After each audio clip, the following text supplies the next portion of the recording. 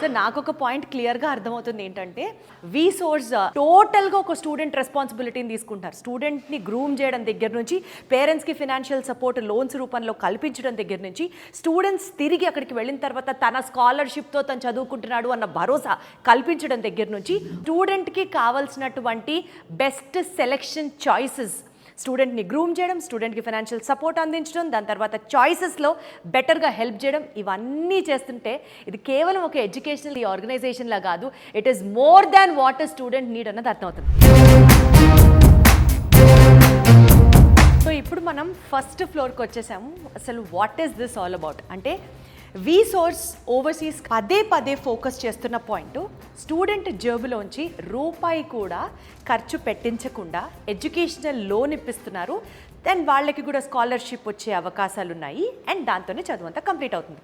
కానీ ఇక్కడ మీరు తెలుసుకోవాల్సిన point, you are answerable for every rupee what you spend అన్నది ఒక పాయింట్ ఉంది కదా.